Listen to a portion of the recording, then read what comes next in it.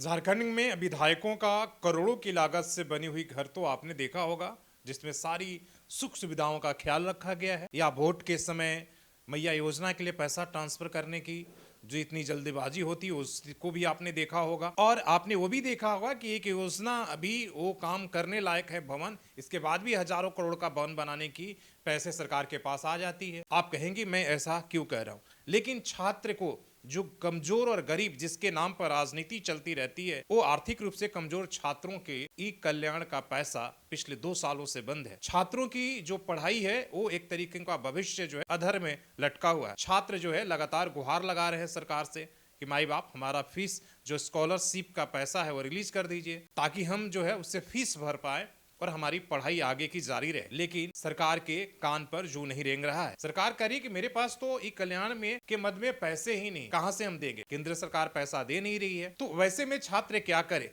आप समझ लीजिए कि आजकल वो कहीं की भी सरकारें हो, पैसा देकर वोट खरीदने की जो प्राथमिकता है उसके लिए उसके पास कहीं से भी किसी भी मत का पैसा क्या फंड मैनेज हो जाता है। बिहार में आपने देखा कि वहां तो आपका वर्ल्ड बैंक का पैसा किस तरीके से महिलाओं को 10,000 रुपया दिया गया है ताकि वोट मिले।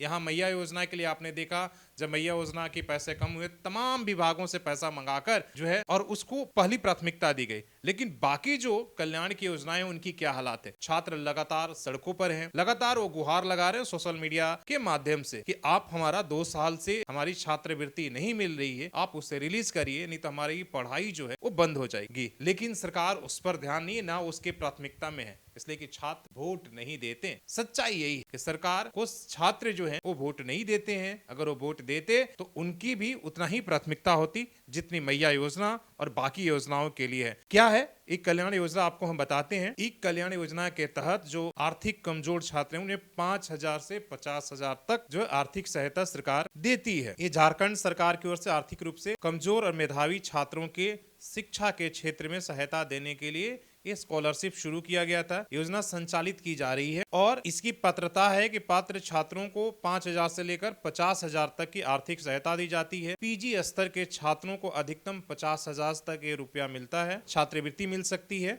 और ईजी जो यूजी है उसके पाठ्यक्रमों के लिए 10,000 से 25,000 तक राशि दी जाती है। स्कॉलरशिप सीधे छात्रों के अकाउंट में आते हैं और यहाँ से ये राशि शिक्षा संबंधित खर्चे जैसे फीस, किताब, हॉस्टल आदि में मदद करती है। इस योजना बहुत ही एक तरीके का बहुत बढ़िया है। 2.5 लाख से जिसकी मतलब आर्थिक स्थिति कम है वो इसमें अप्लाई कर सकते हैं। लेकिन लगातार 2 सालों से नहीं मिलने की वजह से छात्र जो है वो काफी बदहाल है। लेकिन दिक्कत यह है कि इस मुद्दे को लेकर ना तो विपक्ष सही से सरकार पर सवाल उठा पा रहा है, कहीं शोर आप नहीं देख रहे हैं पक्ष की तरफ से, ना सत्ता पक्ष की तरफ से। जबकि ओबीसी के नाम पर और पिछड़े के नाम पर राजनीति करने वाले विधायक, मंत्री भी है, लेकिन इस मुद्दे पर खामोशी क्या कहता है? अपनी सुख सुविधाओं के लिए, नए गाड़ी खरीदने के लिए राज्य में अभी आपने देखा होगा कि स्थापना दिवस में किस तरीके से रांची राजधानी को एकदम दुल्हन की तरह सजाया गया। बकायदा बड़े कलाकारों का बॉलीवुड की आप देखिए, बड़े शिल्पा राव से लेकर तमाम कलाकारों के लिए वो जो है किस तरीके से मंच सजाया गया, हमें उस पर आपत्ति नहीं है।